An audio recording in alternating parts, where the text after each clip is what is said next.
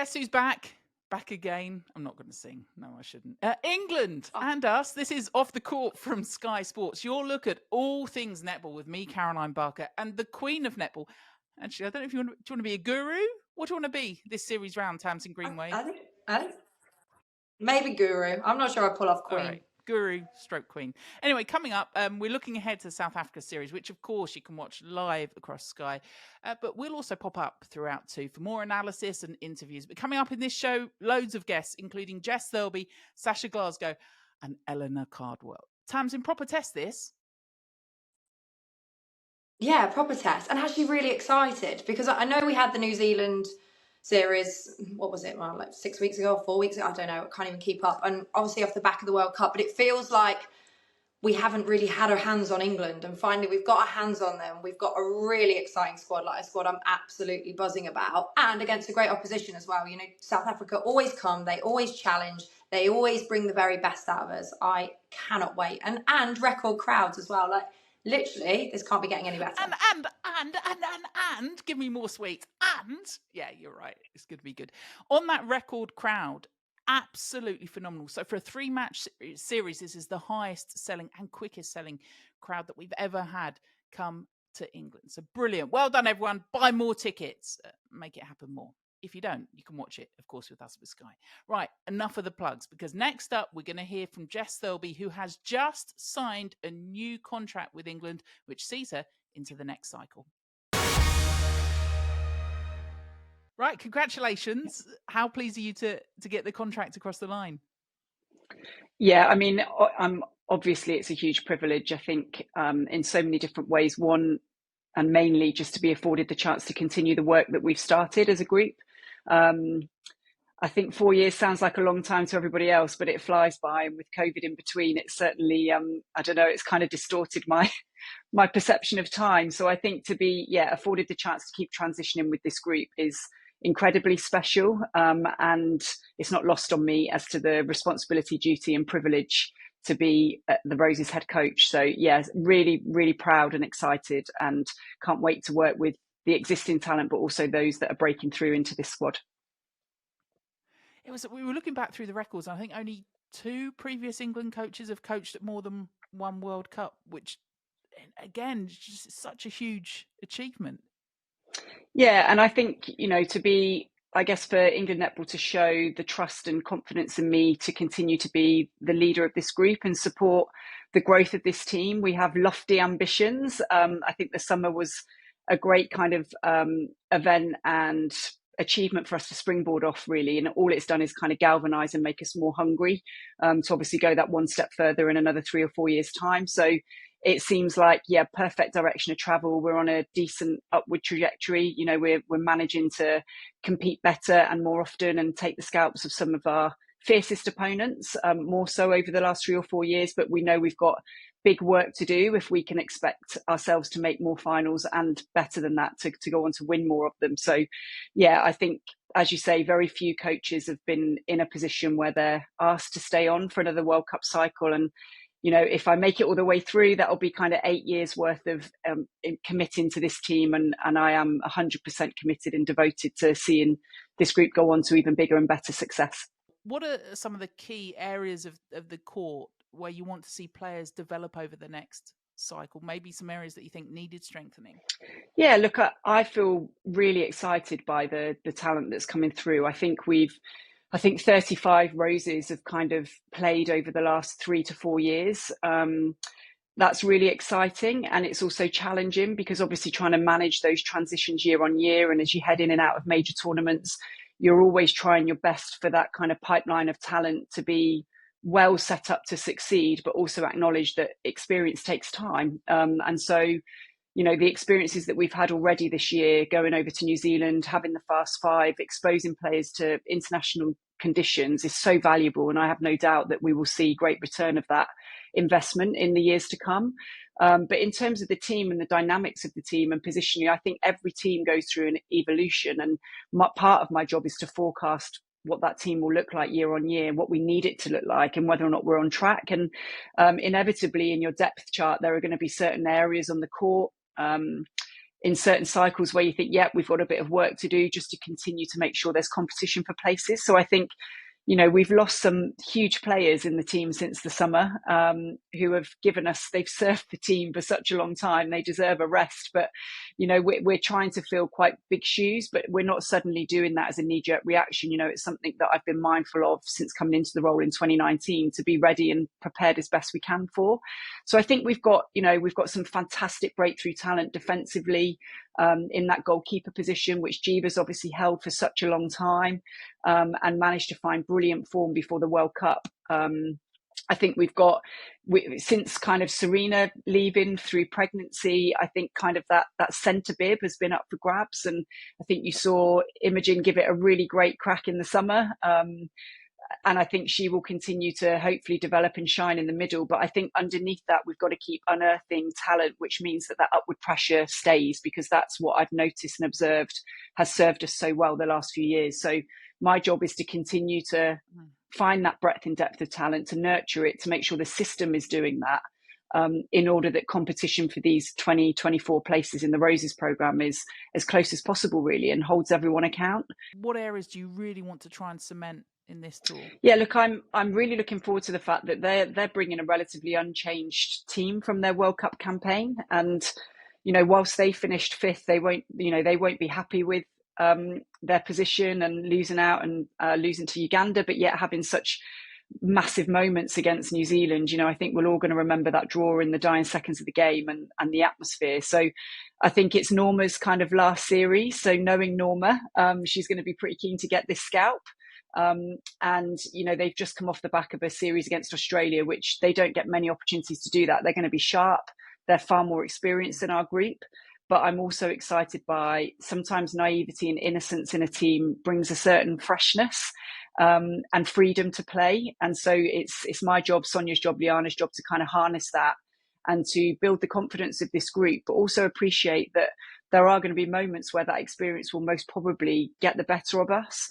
And it's just about how we manage ourselves through that. And that's certainly kind of where I feel we made the biggest difference in our World Cup campaign, was an awareness of self and ensuring that those things didn't affect our decision making to any great extent. Jess, thanks very much for coming on. No worries, thank you. Jess Thirlby talking to me a little bit earlier on.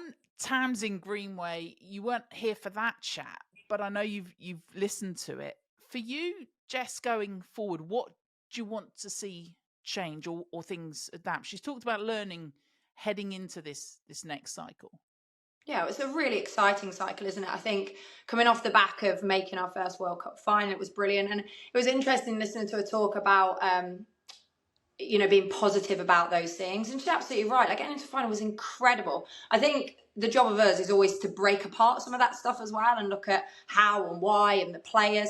I love the fact that we're trying out new people, and I think New Zealand showed that, and this South Africa series. But I think for me, this squad that we brought into this series is kind of what I want to see is moving forward. So you brought back in the big names, you brought back in Eleanor Cardwell, Fran, you brought back in fan favourite, well, she's my favourite, Fumi.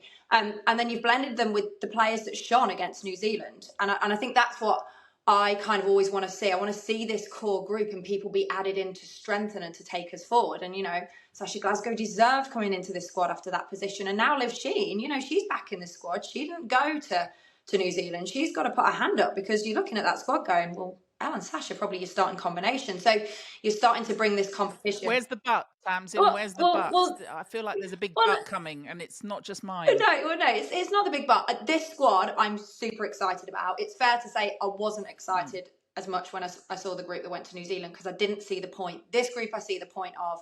I'm really happy. This is what I want to keep seeing us build, those key positions, the keeper, the centre, the connections into the circle, and play against a really good opposition in South Africa that will really sort of complement how we want to play the game. So, yeah, I think there's some massive positives. And what I want to see, and I'm hoping with the learnings, that they will keep this mix and then add a few in and really target the key youngsters, the key people that are going to take us forward in the next 4 years.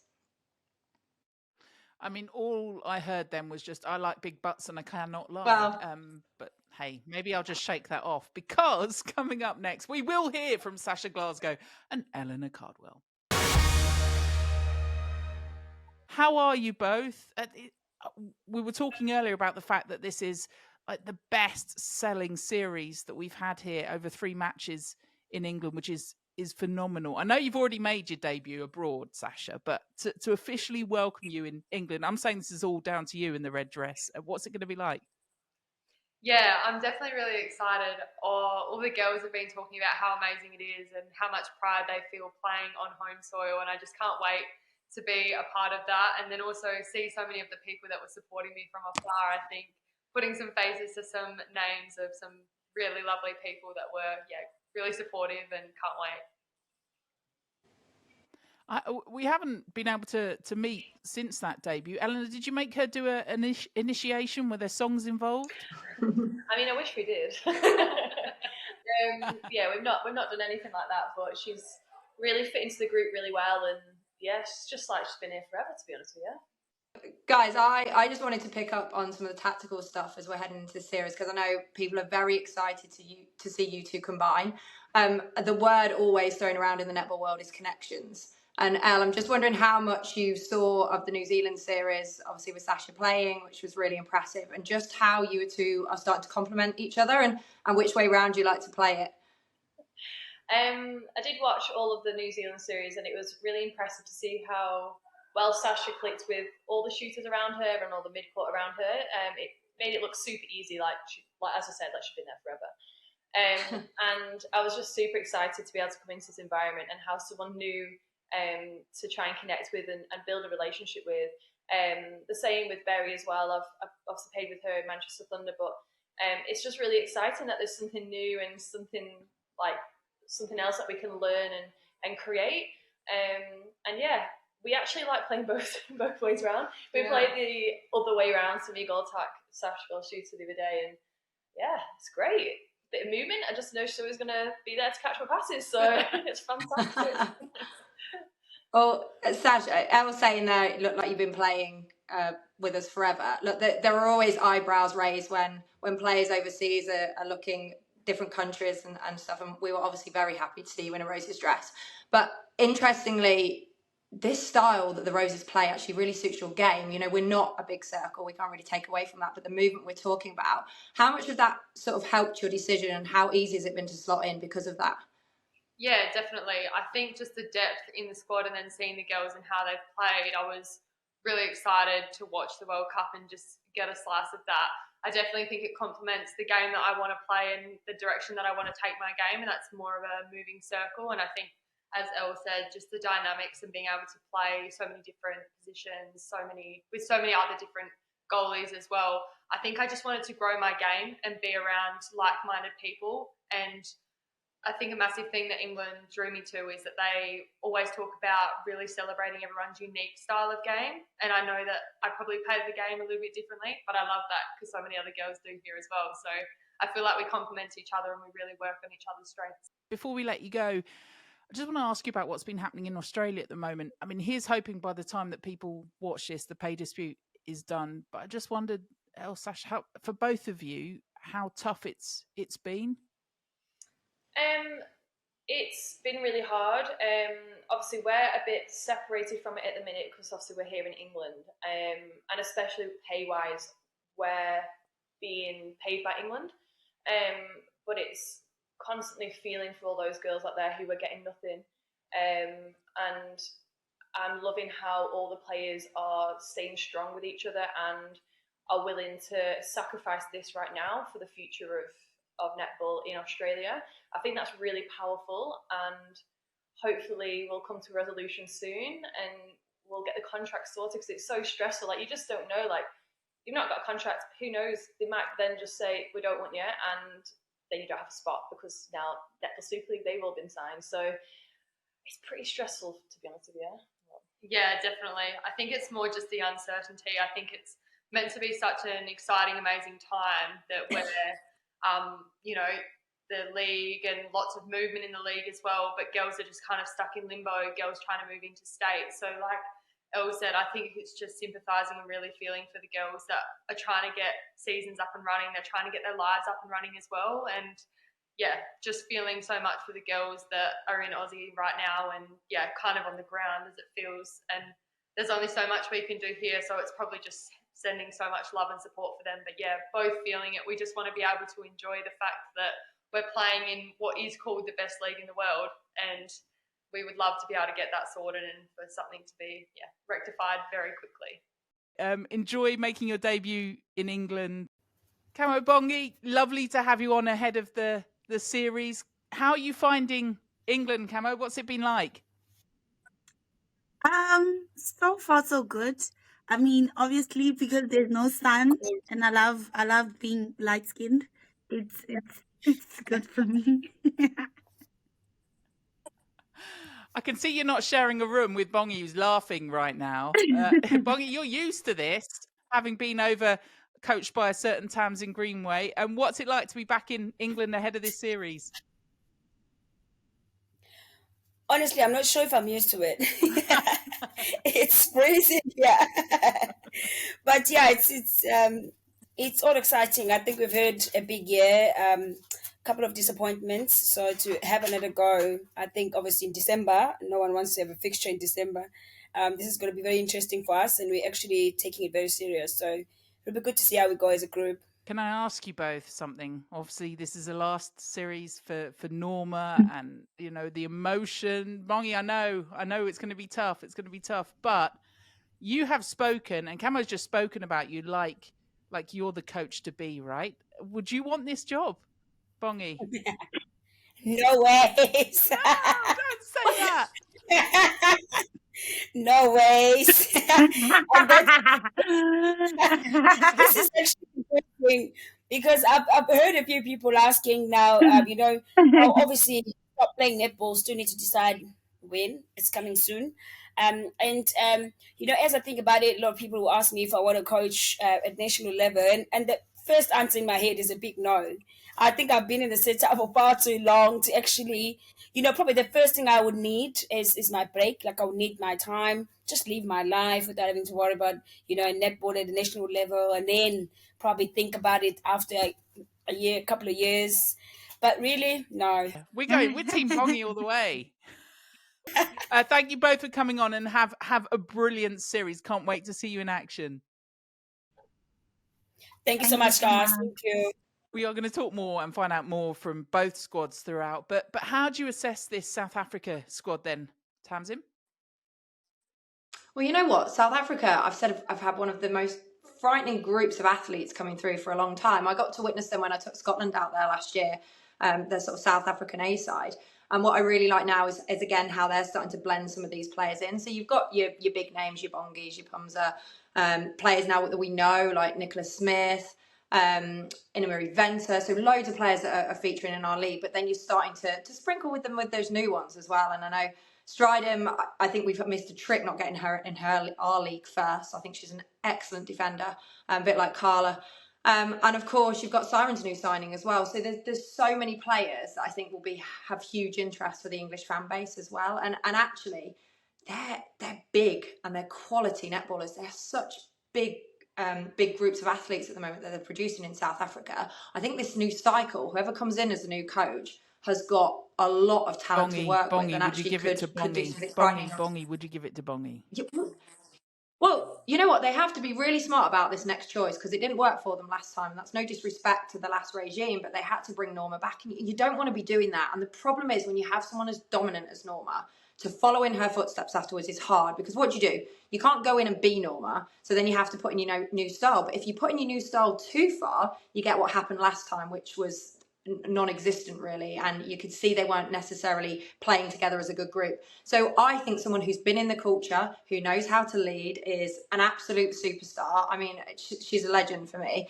And I also think she could learn on the job with this group because she has got some key players that she could grab the experience from, but she's also got a lot of new exciting talent that she could go, right, I'm going to develop you. So I mean, it's a job. It's a job and a half for someone because I think they've got huge potential on the world stage in the next 4 years. And why not give it to someone like Bongi who could have a real crack? Start the campaign here. I mean, obviously not. We're incredibly neutral. The plum will be here, though, for this series as well. What would be success for England in this series?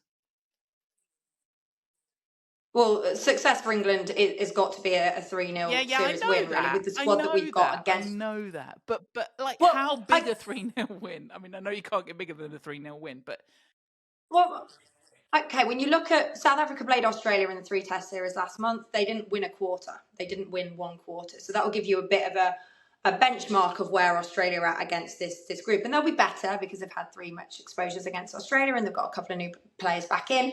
But England should be looking for dominance in this series. And that's what I'm looking across the board. If this is not a young and experienced group, it isn't. We've got big names in there. We've brought big players back. We've got key stars from the World Cup as well as the ones that shone about New Zealand. They should be dominant in this series. And that doesn't necessarily mean a 20 or 30 goal win. It just means that they are clear, we know their structure, we know how they're trying to play the game, key players shine, and that South Africa challenge us but never really get on top. Then I'll be very happy. The plum, dominance, we've had big butts, we've talked everything in this version of Off the Court. Let's see what version they actually put out on air. Plenty more to come during the series. You can watch the whole series live across Sky and on YouTube.